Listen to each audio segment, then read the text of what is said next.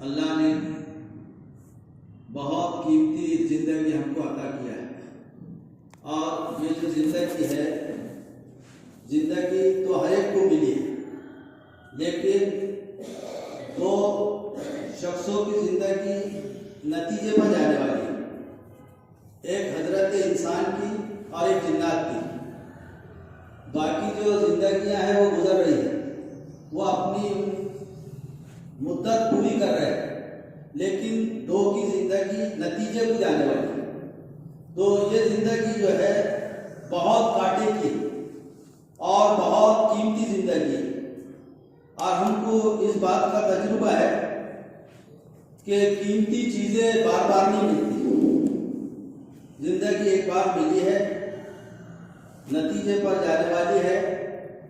तो हर एक आदमी को इसका फिक्र हो, बल्कि यूं लिखा है, बुजुर्गों से सुना है कि हर एक आदमी सोचा करे, हर एक आदमी सोचा करे कि मैंने आने वाली कल के लिए क्या तैयारी कर रखी है। आने वाली कल यानी मौत, उसके बाद कोई कल नहीं, बस वो आखिरी है। तो हर एक आदमी सोचे मैं जो जिंदगी गुजार रहा हूं इसका नतीजा क्या आएगा। नतीजा सोचने के लिए अक्ल सलीम है, चालाकी के लिए अकल नहीं है। नतीजा सोचने के लिए अकल है। तो जिंदगी में गुजार रहा हूं, उसका नतीजा क्या आएगा। तो जिंदगी बने दीन वाली, क्योंकि अल्लाह ने अजर और इनाम के जो वादे किए हैं वो दीन पर किए, दुनिया के भी आखिरत के भी। तो ये दीन की जो दावत है वो दीन के लिए। और कब्र में इसका सवाल भी है, माँ दीनों का, बता तुम्हारा दीन क्या है। और दीन में बुनियादी चीज जो है वो ईमान है। बगैर ईमान के जो है अल्लाह रसूल की इताअत मुश्किल है। लिखा है किताबों में कि हक भारी होता है, हक भारी होता है और ख्वाहिशें हल्की होती है, मनचाही हल्की होती है। तो हक भारी होता है, हुक्म भारी होते हैं, तो वो भारी चीज को कौन उठाएगा, जिसके ईमान पे ताकत है। क्योंकि हम दुनिया में देखते हैं हर मशीन अंदर की ताकत से चलती है। अगर उसकी अंदर की ताकत फेल हो जाए तो मशीन ढेर हो जाती है। हर मशीन आप देखो। तो ये हजरत इंसान भी अमल की मशीन है। अमल इंसान के अलावा किसी और मखलूक से नहीं बनता। तो जब ईमान अंदर होगा तो बदन के अमाल जनाब रसूलुल्लाह सल्लल्लाहु अलैहि वसल्लम के नूरानी तरीकों वाले होंगे। तो फिर जिंदगी में यहां भी राहत होगी, वहां भी राहत, क्योंकि ये बात अल्लाह ने कहा कि तुम अच्छा करोगे वो तुम पर पलटेगा, बुरा करोगे वो तुम पर पलटेगा। क्योंकि इंसान जो हरकतें करता है, जो अमल करता है, उसका उसी पर वो वापस आता है, उसी पर वो, और उसके हिसाब से फिर उसका जो है उसके हाल होते हैं। अच्छे हाल जो है वो दीनदारी से होते हैं, बुरे हाल जो है बेदीनी से होते हैं। तो दीन का सीखना हर मुसलमान का फर्ज ऐन है। और ईमान का बढ़ाना, ईमान को सीखना, क्योंकि ईमान एक रोशनी है, कलमे वाली रोशनी, अल्लाह के ताल्लुक वाली रोशनी। वो रोशनी में जब इंसान चलता है तो इसको अल्लाह की इताअत, प्यारे नबी की इताअत वो रोशनी में समझ में आती है। और अगर वो दिल में रोशनी कमजोर हो जाए तो फिर आदमी जो है नफ्सानी ख्वाहिशात के ताबे होकर चलता है। फिर ये जब ईमान की रोशनी दिलों में नहीं होती तो उल्मा से सुना है फिर ये हुदा पर नहीं रहता, हवा पर रहता। हुदा यानी नबी वाला रास्ता, सहाबा वाला रास्ता। हवा यानी फिरौन का रास्ता, शैतान का रास्ता, मरदूदों का रास्ता, हवा का रास्ता। जब रोशनी नहीं होती तो वो हुदा को छोड़कर हवा पर चलता है, ख्वाहिश नफ्स जिसको कहते हैं। और जब ईमान की रोशनी आती है, जब अल्लाह से ताल्लुक बढ़ जाता है, तो आगे क्या होता है, इताअत में मजा आता है, अल्लाह की इताअत में मजा आता है, ताबेदारी में मजा आता है। और अगर रोशनी कम है, अल्लाह माफ करे, या ईमान ही नहीं है, तो फिर आजादी में मजा आता है, फिर आजादी में मजा आता है। फिर आदमी आजाद जिंदगी गुजार गुजारता है और जहन में आखिरत नहीं होती, बस यही है सब कुछ, नौजुबिल्लाह, बस मौज उड़ाओ। आजादी तो बर्बादी, आजादी जानवर कौन है? जो लोग आजाद है वो इंसान नहीं, और जो इंसान है वो आजाद। आजादी हमारे नबी हजरत मोहम्मद सल्लल्लाहु अलैहि वसल्लम ने हमें जो है शरीयत बताई, तरीके बताए, अल्लाह से जोड़ा, अल्लाह का ताल्लुक और आने वाली कल की फिक्र बताई, हिसाब किताब अल्लाह के सामने हाजिर, अल्लाह की नेमतों का ध्यान कि अल्लाह की जो नेमतें इंसान पर बारिश की तरह बरस रही है, तो हर एक आदमी सोचा करे कि जो अल्लाह की मुझे नेमतें मिली है अल्लाह की तरफ से, ये क्यों मिली? ये नेमतें मेरे दोस्तों बुजुर्गों अल्लाह की तरफ से जो दी गई है वो अल्लाह के हुक्म को जिंदा करने, कलमा बुलंद करने के लिए नेमत। मैं तो अक्सर बड़ों की बात है ये कहता हूँ कि सरकारी मुलाजिमों को सरकार की तरफ से जितना सामान मिलता है वो सरकारी काम के लिए, और पूरी जिम्मेदारी सरकार पर होती है। सरकारी मुलाजिम मौलाना इलियास रहमतुल्लाह फरमाते थे, हर मुसलमान अल्लाह के दीन का सिपाही है। इसको जो कुछ मिला है, सेहत की ताकत हो, बाहर के असबाब हो, वक्त हो, सलाहियत हो, ये सब जो है अल्लाह ने कलमा बुलंद करने। जब ये इसमें नहीं लगाता, मकसद दुनिया को बनाता और जो असल मकसद है उसको भूल जाता, तो फिर इस पर हलाक, फिर नेमतें घटती है, नेमतें अल्लाह वापस नाराज हो। एक जगह अल्लाह फरमा रहा है, मेरे बंदो मेरी नेमतों को सोचा करो, कितनी नेमतें हैं, बल्कि क्या कहें आपसे कि नेमतों में नेमतें छुपी हुई, एक नेमत में कई नेमत, एक नेमत में कई नेमत। जैसा मिसाल के तौर पर हम बंदर को देखते हैं, बंदर सिर्फ कैरी खा के आधी खाए आधी फेंक दे, लेकिन एक नेमत है कैरी, उसमें हम कितनी नेमत उसको बना के खाते हैं, एक कैरी से कितने ढंग से, अकल की वजह से। बंदर को आधा खाया आधा फेंक, दूध की एक नेमत है, बिल्ली सिर्फ दूध पी लेती, लेकिन ये नेमत को हम अकल से कितने ढंग से, अभी तो उसका बहुत भाव है घी का, घी बनाएंगे और क्या क्या ना जाने, एक नेमत में कई नेमतें छुपी हुई। तो अल्लाह फरमा रहा मेरे बंदो मेरी नेमतों को सोचा करो। अब ये तो बाहर की नेमतें हो गई, बदन के अंदर अकले सही, दिमाग का सही होना, मेदे का सही होना, हाथ पांव की हरकत, मोहताज भी ना हो, ये सेहत भी एक हदीस पाक का मफहूम है। जनाब रसूलुल्लाह सल्लल्लाहु अलैहि वसल्लम ने फरमाया, दो नेमतें बड़ी है, दो नेमतें बड़ी है, साहबा से आगे फरमाया नेमतें तो बड़ी है मगर लोग इसमें खोट खाते हैं। वो नेमतें क्या है? फरमाया एक सेहत है, एक फुर्सत। लोग सेहत की कदर नहीं करते, बीमारियां करते, फुर्सत की कदर नहीं करते, मजबूरी आ जाए। ये नेमतें बड़ी है, सेहत और फुर्सत। लोग सेहत की नेमत नहीं समझते। मेरे दोस्तों बुजुर्गों, हमने देखा है, अल्लाह हम सबको समझ दे दे कि ये सेहत नेमत है, इसलिए अल्लाह के नबी ने कहा कि बीमारों की आयादत किया करो, सेहत अल्लाह की नेमत है। तो आगे क्या होता है कि बीमार की जब आयादत होती है, कोई आदमी मुसीबत मरज़ में अल्लाह ना करे मुब्तला हो जाता है, वो सेहतमंद को देखकर हसरत करता है, कितना खुश नसीब है।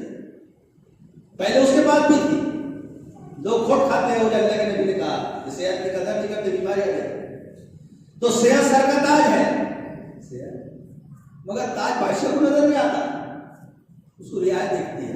तो सेहत वाले को सेहत का एहसास नहीं होता, बीमार उस पर हसरत करता है। कितना नसीबदार है, कितना खुश नसीब है मेरे दोस्तों बुजुर्गों। अल्लाह के महबूब नबी सल्लल्लाहु अलैहि वसल्लम ने जो दीन इस्लाम लेकर आए हैं, उसमें दुनिया आखिरत की भलाई है। बहुत से लोग ये समझते हैं कि दीन आखिरत के लिए।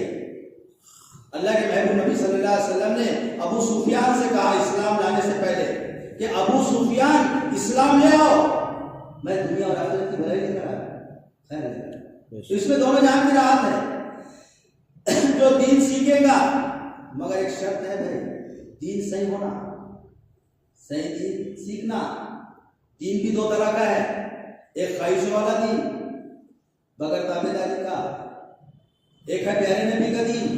तो प्यारे नबी के दीन का मदद है, जैसा एक है आसमानी दीन और एक है जमीनी दीन। जमीनी दीन बगैर सीखा हुआ, आसमानी दीन सीखने से आता, जो अल्लाह के महबूब नबी ने साहबा को सिखाया, उस पर है वादा मदद का। क्योंकि समंदर में जो मोती बनते हैं ना, वो आसमान के पानी से बनते हैं, बोरी के पानी से नहीं बनते। तो अल्लाह की मदद आसमानी दीन पर है, और वो सोबत से आता है, ताबेदारी से आता है, उम्मा की मजालिस में शिरकत से आता है, अल्लाह के रास्ते की नक्ल हरकत से आता है, नेक लोगों के साथ रहने से आता है, ताबेदार होने से आता है। और ख्वाहिश वाला दीन, वो ख्वाहिश वाला दीन मदद नहीं मिला। तो अल्लाह के नबी ने कहा कि अबू सुफियान में दुनिया आखिरत की भलाई लेकर आया हूं, तो सहाबा ने दीन को सीखा है, उस पर पक्की बात अल्लाह का वादा है मदद।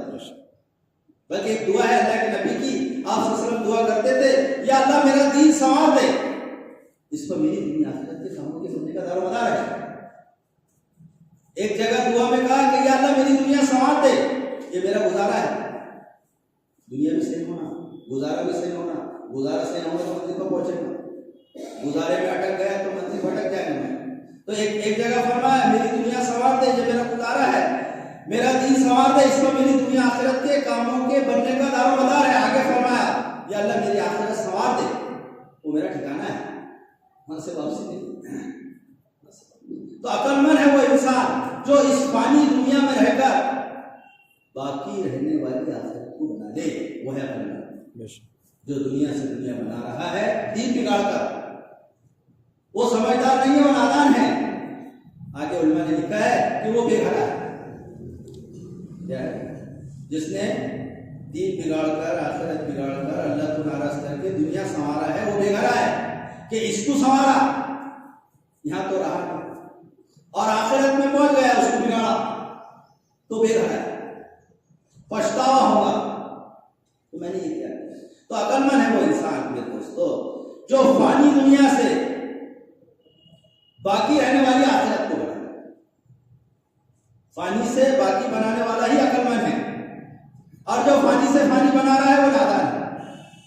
एक अल्लाह वालों ने मिसाल देकर समझाया कि जो दुनिया से दुनिया बना रहा है और आखिरत को भूला हुआ है, वो तो कुमार से भी गलत है। कुमार मट्टी से बचता है, कमतर से बेहतर। तो वो अक्लमंद है जो फानी से बाकी को बनाए, वही समझदार है। और ये दावत अल्लाह ने खुद दिया है कारून को कुरान में कि अपनी दुनिया से अपनी आखिरत बना ले, अल्लाह ने उसको माल दिया। और आगे अल्लाह ने कहा कि अपना हिस्सा मत भूल,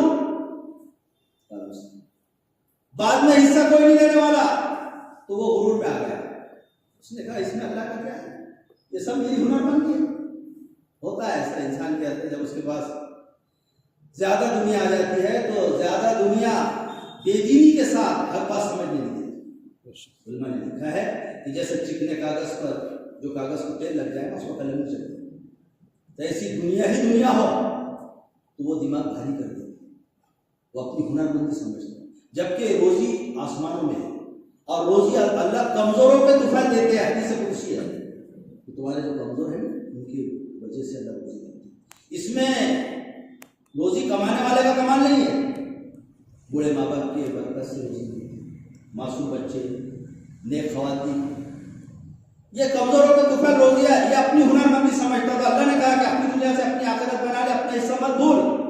तो उसने गुरूर में कहा कि इसमें आप नबी पर तो मत नहीं लगे, लंबा हो गया। तो मेरे दोस्तों बुजुर्गों, अक्लमंदी की बात यह है कि दुनिया का कयाम थोड़ा है, और ये दुनिया किसी का घर नहीं है जो इसको घर बनाए बनाते हैं। हमारा घर आखिरत में है। इमाम गजाली रहमतुल्लाह अलैह फरमाते हैं कि जो दुनिया में आया है और वो चल रहा है वो आखिरत का मुसाफिर है, वो आखिरत की तरफ जा रहा है। वो दुनिया से दूर हो रहा है, आखिरत से करीब हो रहा है, वो समझे ना समझे। अब एक सवाल है, भाई आपने सुन लिया कि भाई दुनिया से आखिरत बनाओ, तो आखिरत कैसे है? ईमान से आखिरत बनती है, कुफ्र से भी बनती है। ईमान से आखिरत, तो ईमान सीखना पड़ेगा। दीन से आखिरत बनती है, बेदीनी से बिगड़ती है तो दीन से, क्योंकि ईमान अलग है, इस्लाम अलग है। ईमान दिल में होता है और इस्लाम बदन से जाहिर होता है। जैसा झाड़ अलग होता, फल अलग होता, तो जितना ईमान उतना इस्लाम। हम ईमान वाले हैं, इससे इनकार नहीं है, लेकिन हमारे ईमान में ज़ौफ़ है। जब ईमान में ज़ौफ़ आता है तो तबीयत आमा से घबराती है, तब ईमान कमजोर हो जाता है। जैसा बदन में खून बनना बंद हो जाए तो आज़ा में रेशा आ जाता है, पेट थर्राता है, खाना हजम नहीं होता, आंखों में अंधेरी आती है, खून की कमी की वजह से। ऐसी ईमान में जब कमी आती है तो फिर तबीयत आमा से घबराती है, फिर खैर की जगह दिल नहीं लगता, शर में दिल लगता है, फिर दिल जो है अल्लाह माफ करे नफसानी ख्वाहिशात की तरफ चलता है। और लिखा है किताबों में कि इंसान का दिल जो है ना, नफ्स ये छोटे बच्चे की तरह है। छोटे बच्चे के जितने नफे के काम हैं वो उससे घबराता है। आपको हम सबको छोटे बच्चे से आप कहो कि बेटा कटिंग बना ले तो नहीं, रोएगा, नाखून काट ले नहीं, कपड़े बदल ले नहीं, और खाने खेलने में खुश। ऐसी नफ्स जो है हवाए नफ्स में ख्वाहिशात में खुश होता है, इताअत में ताबेदारी में ईमान कमजोर होने की वजह से घबराता है। तो घर के जो बड़े होते हैं जिम्मेदार, वो उसको खाने खेलने पर नहीं छोड़ते, बल्कि उसमें जबरदस्ती करते हैं। अगर उसको खाने खेलने पर छोड़ दिया तो बिगड़ जाएगा, उस पर सख्ती की जाती है। ऐसे हमको अपने नफ्स पर जो है सख्ती करना है, उसको इताअत में झुकाना है, नहीं तो वो बिगड़ जाएगा। उसकी निगरानी करना है, हुक्म के कड़वे कड़वे घूट लेना है, क्योंकि अल्लाह के अवामिर कड़वे हैं, ख्वाहिशें मीठी है, और तालीम का घूट कड़वा है, और कड़वी दवा में शिफा है। कड़वी दवा नादान बच्चे नहीं पीते, अकल में तो बुला, क्योंकि कड़वी दवा, ये बैठे हैं दवा खाने में, कड़वी दवा अंदर की बीमारी को काटती है। तो अल्लाह के अवामिर के घूट कड़वे हैं, इताअत कड़वी है, ख्वाहिशें मीठी है, तो वो छोटे बच्चे को जबरदस्ती कराई जाती है। मौलाना इनामुल हसन रहमतुल्लाह अलैह के मरकज निजामुद्दीन में कुछ लोग आए, कहने लगे हजरत दिल नहीं लगता, जिक्र में, फिक्र में, तालीम में, गश्तों में दिल नहीं लगता। तो हजरत ने अजीब बात कहा, मौलाना इनामुल हसन रहमतुल्लाह, उन्होंने कहा भाई दिल तो बावला है, दिल तो बावला है, उसको जिधर लगा हुआ लगता है, उसको लगाओ जबरदस्ती, अच्छा वो लग जाएगा तो हटेगा नहीं। दिल क्या है, तो वो लगता थोड़ी, उसको लगाना पड़ता है। मरकज में जमातें आती है, साथी मेरे से पूछ रहे थे कि भाई हमारा दिल उचाट हो गया, तो मैंने उनको एक बात बोला, भाई दिल उचाट क्यों हुआ, तुम दिन गिन रहे, दिन गिनने से दिन भारी हो जाते, उसको छोड़ दो। मैंने भाई मैं 60 साल का हूँ, मैंने मोजा नहीं आज पता भी नहीं चला, जमात में 3 दिन भारी पड़े, उसको मोजते 3 दिन को, तारीख देखते हैं, कैलेंडर, मोजो मत। और दिल में वही बात मैंने हजरत जी की कहा कि दिल बावला है, उसको लगाओ, घर को फोन मत करो, जाओ, इधर लग जाएगा तो इधर ही लगेगा, फिर मतलब तुम झुकती रंडी देंगे भाई, जब दिल लग जाएगा, क्योंकि दिल जिधर लग जाता है फिर उधर का हो जाता है। तो मेरे दोस्तों बुजुर्गों, इसकी निगरानी करना है और अपनी दुनिया से अपनी आखिरत बनाना है। तो उसके लिए क्या है, पहले ईमान को ताज़ा करना है, सहाबा के ईमानी वाक़यात सुनना है, प्यारे नबी सल्लल्लाहु अलैहि वसल्लम की नूरानी जिंदगी को पढ़ना है, सुनना है, वही रहमत वाली जिंदगी है, क्योंकि अल्लाह के नबी हजरत मोहम्मद सल्लल्लाहु अलैहि वसल्लम का रहबर कुरान है, और आप सबके रहबर है, अल्लाह के नबी सबके रहबर है, और आपका रहबर कुरान है, दिले मुबारक पर उतरा है, और बदन मुबारक से जो अमाल जाहिर हुए वो इस्लाम कहलाए। या यूं कहे तो सही बात है कि अल्लाह के नबी कुरान की तफसीर और सहाबा इकराम अल्लाह के नबी की तफसीर है। तो तालीम में बैठना, इस तालीम को घर में करना, हमारे घर के अंदर माओ बहनों में ये तालीम जो है, अल्लाह के नबी ने खुद कहा मेरा इल्म हिदायत बारिश की तरह है, मेरा इल्म हिदायत बारिश की तरह है, बारिशों से मुर्दा जमीन जिंदा होती है। हमारे दिल नफ्सानी ख्वाहिशात से, मनचाही से मुर्दा हो गए। आप देखो धूपा से पहले, जून से पहले जमीनें तड़क जाती हैं, हवाएं उड़ती हैं, और दूसरा सब्जा सूख जाता है। तो बारिश वाला रहमतों वाला पानी वो दरारों को भी मिला देता है, अब फिर जमीन हरी हो जाती है। हमारे दिल का भी ये था, दुनिया की मोहब्बत से, नफसानी ख्वाहिशात से या जहालत से वो सूख गए, तड़क गए, गर्जें आ गई उसमें। गरज अल्लाह हिफाजत, जबकि इखलास अल्लाह को पसंद। तो ये नबी की तालीम से जिंदा होगा, फिर ये दिल हरा भरा होगा और इसमें मोहब्बतों का इंतजाम, मोहब्बत भी होती है। क्योंकि दोस्तों याद रखना, जब ये उम्मत अल्लाह पर जुड़ेगी तो आपस में जुड़ेगी। अगर ये अल्लाह पर नहीं जुड़ी, प्यारे नबी पर नहीं जुड़ी, आपस में कभी नहीं जुड़ेगी, कभी नहीं जुड़ेगी। फिर गर्जें होंगी जो आज हो रहा है दुनिया के अंदर, दिलों में नफरतें, अगराज, ये जितना है ये अल्लाह पर ना जुड़ने की वजह है, प्यारे नबी की तालीम में ना जुड़ने की वजह। सहाबा को अल्लाह के महबूब नबी ने अल्लाह पर जोड़ा, अपनी इताअत पर जोड़ा, वो आपस में ऐसे हो गए कि जान दे दी अपने भाई से करेंगे। हम बातें सुनते हैं तो जब अल्लाह पर जुड़ेंगे तो आपस में जुड़ेंगे, क्योंकि अल्लाह ताला पर जब ये उम्मत जुड़ती है, दीन पर जुड़ती है, कुर्बानी देती है, तो अल्लाह ताला फिर दुश्मनियां खींच लेते हैं, मोहब्बतें डाल देते हैं। और किताबों में लिखा है कि दुश्मनी मुसीबत है, मोहब्बत रहमत है।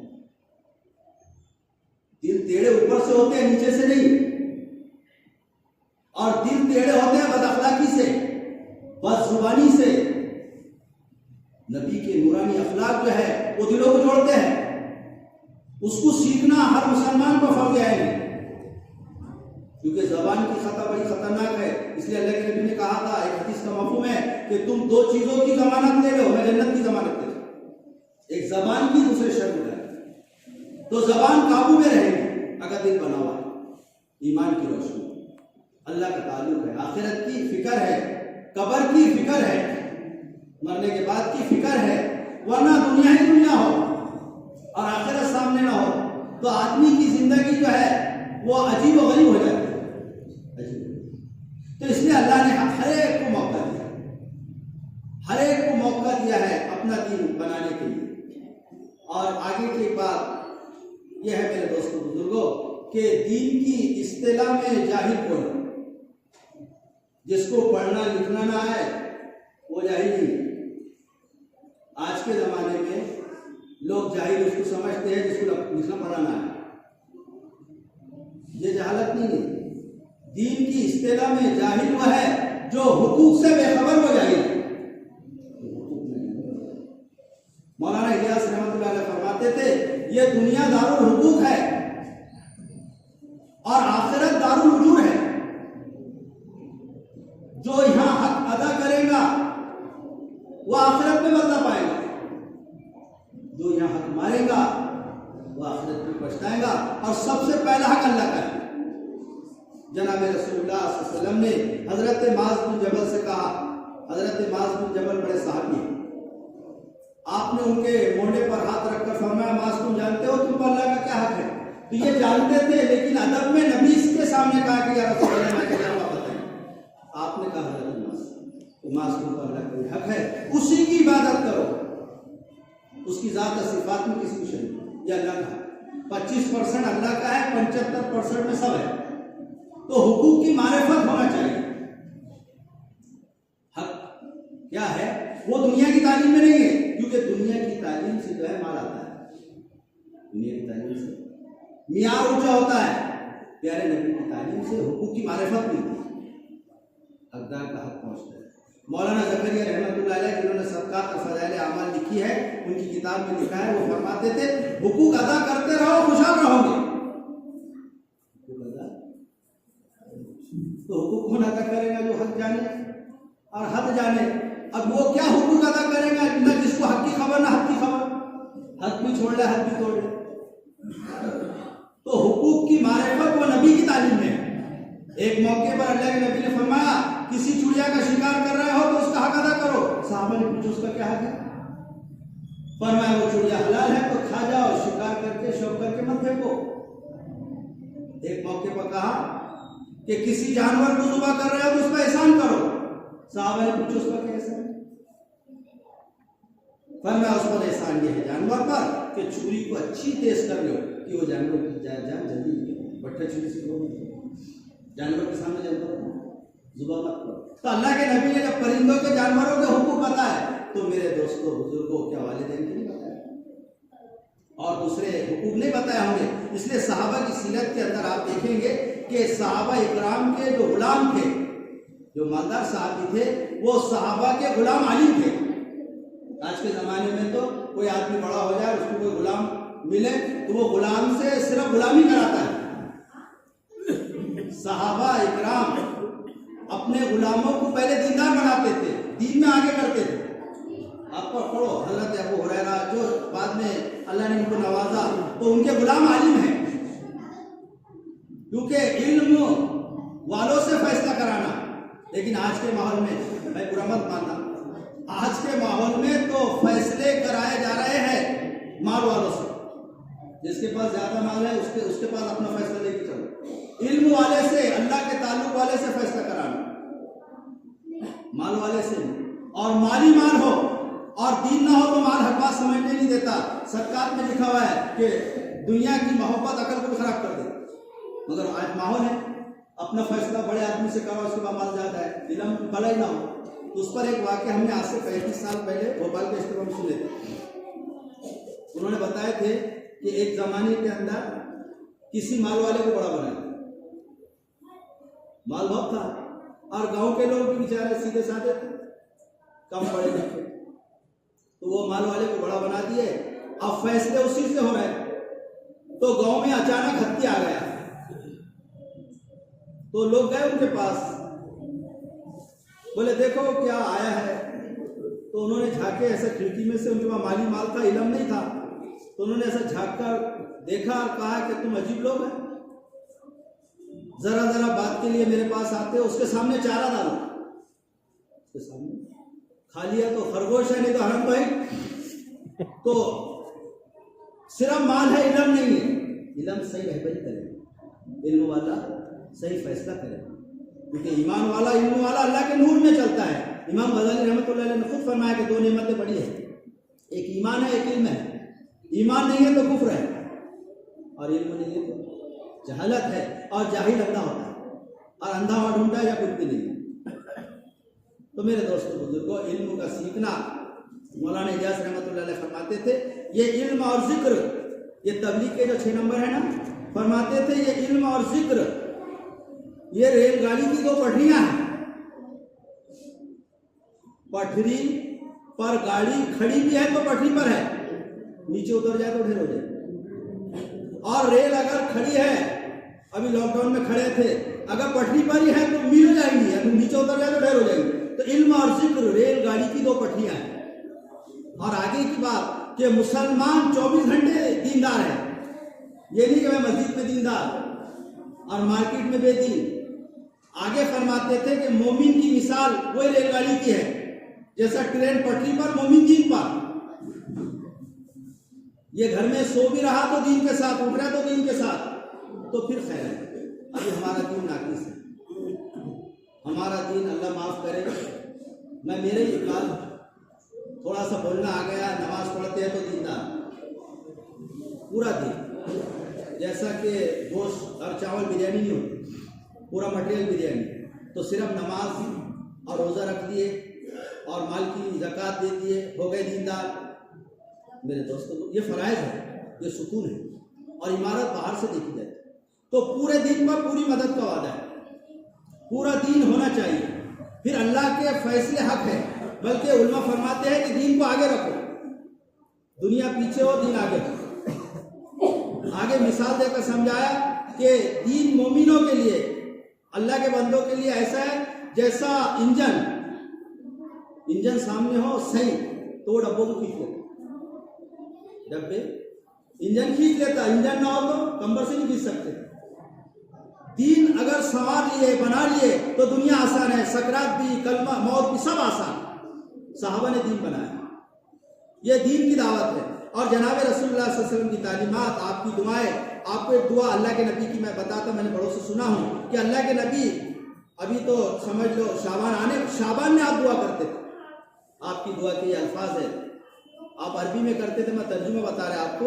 आप शाबान में दुआ करते थे कि या अल्लाह मुझे शाबान से रमजान में पहुंचा दे, मुझे शाबान से रमजान में पहुंचा दे। आगे दुआ के अल्फाज है, आप फरमाते थे या अल्लाह मुझे सलामत रख रमजान के लिए, मुझे सलामत रख, और आगे फरमाते थे रमजान को सलामत रख मेरे लिए। क्या आदमी सलामत है, रमजान सलामत नहीं है? इससे पहले हुआ, मैं मरकज में मौजूद था तो फिर फोन आते थे जुमे के बारे में, मौजूद साहब मेरा 3 हफ्तों से जुम्मा नहीं हुआ, रोजा खोलने के वास्ते लोग घरों में रोजा खोल रहे हैं। तो क्या प्यारी दुआ आपने कहा कि मुझे सलामत रख रमजान के लिए, और रमजान में सलामत रख। तो ये दुआएं करना चाहिए। कितने लोग अगले साल हमारे साथ थे मेराज में, अब नहीं, आइंदा साल हम ना हो। तो ये दुआएं करना चाहिए। दुआएं जो है अल्लाह के खजाने से रहमतों को उतारती है। अभी मुसलमान हम दुआ की ताकत को नहीं जानते, मादी मेहनतें हैं, चीज़ों की मेहनतें हैं, जब तक चीज़ें पास ना हो दुआ की जो है अल्लाह हिफाजत करे। दुआ के असर को हम नहीं जानते कि दुआ में कितनी ताकत है। हजरत सुलेमान अलैहिस्सलाम ने बादशाहत दुआओं से लिया है। हजरत सुलेमान अलैहिस्सलाम का इलेक्शन नहीं हुआ था, उन्होंने दुआओं से बादशाह किया। ये इनके वालिद भी बादशाह है दाऊद अलैहिस्सलाम, और ये उनके बेटे हैं सुलेमान अलैहिस्सलाम, ये भी बादशाह है। और अल्लाह ने इनकी कुरान में कहा, अल्लाह ने कुरान में इनसे कहा कि ऐ आले दाऊद अपनी कारगुजारी शुक्र की बनाओ। अल्लाह ने आगे अल्लाह ने कुरान में कहा कि ऐ आले दाऊद अपनी कारगुजारी शुक्र की बनाओ। मेरे शुक्रगुजार बंदे थोड़े हैं, ना शुक्रगुजार, और नाशुक्री जो है अल्लाह हिफाजत करे। नाशुक्री से नेमतें छीन ली जाती है। हर एक के पास जो अल्लाह देता है वो ज़ेरे इम्तिहान है, उसमें समझना चाहिए। ये नेमतें हमेशा नहीं रहती। हाँ, अगर कारगुजारी उसमें सही गई तो नेमतें नस्लों में बाकी रहती है, और कारगुजारी गलत गई तो खत्म हो जाती है। तो इसलिए दीन सीखेगा तो हक अदा करेगा, दीन नहीं सीखा तो क्या हक अदा करेगा, क्योंकि जहालत से तो कोई हक अदा नहीं होता। तो ये जो नेमतें हैं आदमी अल्लाह हमको समझा दे दोस्तों। जब इंसान के पास माल आता है और ये इसका हुकूक नहीं जानता, माल के क्या हुकूक है। माल के 2 हुकूक है। माल अल्लाह ने क्यों पैदा किया?